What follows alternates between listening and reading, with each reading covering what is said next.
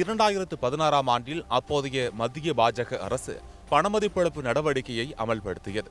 இதனால் பல்வேறு அசௌகரியங்களை இந்திய மக்கள் சந்தித்தனர். மேலும் 2017ஆம் ஆண்டில் ஜிஎஸ்டி என்ற மாற்றியமைக்கப்பட்ட வரி வருவாய் சட்டத்தையும் பாஜக அரசு அறிமுகப்படுத்தியது. இதன் காரணமாக சிறு வணிகர்கள், விவசாயிகள் மற்றும் தற்காலிக தொழிலாளர்கள் பல இன்னல்களை சந்தித்தனர். 2019இல் புல்வாமா பகுதியில் பாகிஸ்தான் நடத்திய தாக்குதலை தொடர்ந்து இதற்கு இந்தியா பதில் தாக்குதலை நடத்தியது. இந்நிலையில் 2019இல் 17வது மக்களவைத் தேர்தலை சந்தித்தது இந்தியா.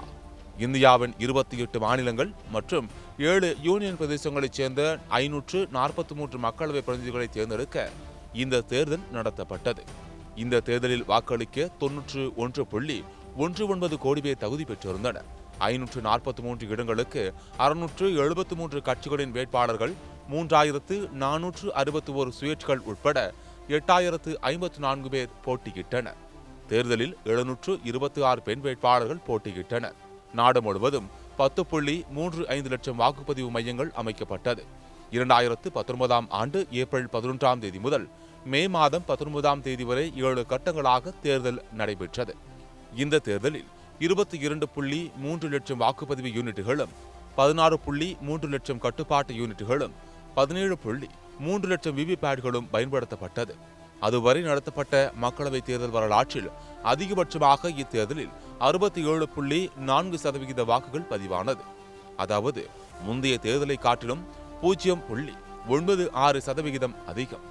இந்த தேர்தலில் 412 தொகுதிகளில் இருந்து பொது பிரதிநிதிகளும், 84 தொகுதிகளில் இருந்து பட்டியலின சமூகத்தைச் சேர்ந்த பிரதிநிதிகளும், 47 தொகுதிகளில் இருந்து பழங்குடியின சமூகத்தைச் சேர்ந்த பிரதிநிதிகளும் மக்களவைக்கு தேர்ந்தெடுக்கப்பட்டனர். தேர்தலில் போட்டியிட்ட 726 பெண் வேட்பாளர்களில் 78 பேர் வெற்றி பெற்றனர். பாஜக பெரும்பான்மையாக 303 இடங்களில் வெற்றி பெற்றது. காங்கிரஸ் 52 இடங்களிலும், திமுக 24 இடங்களிலும், திரிணாமுல் காங்கிரஸ், ஒய்எஸ்ஆர் காங்கிரஸ் தலா 22 இடங்களிலும், சிவசேனா 18 இடங்களிலும், சுயேட்சைகள் 4 இடங்களிலும் வெற்றி பெற்றன.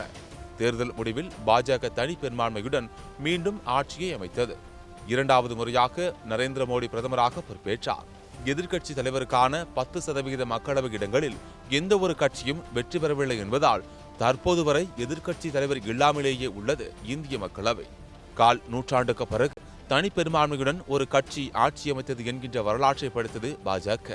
மேலும் 10 ஆண்டுகள் பதவி வகித்த காங்கிரஸை சாராத ஒரு கட்சியின் பிரதமர் மற்றும் நேரு, இந்திரா காந்தி, மன்மோகன் சிங் ஆகியோரை தொடர்ந்து 2வது முறையாக வெற்றி பெற்று பிரதமராக பதவியேற்றார் என்கின்ற பெருமைக்கு உரியவரானார் தற்போதைய பிரதமர் நரேந்திர மோடி.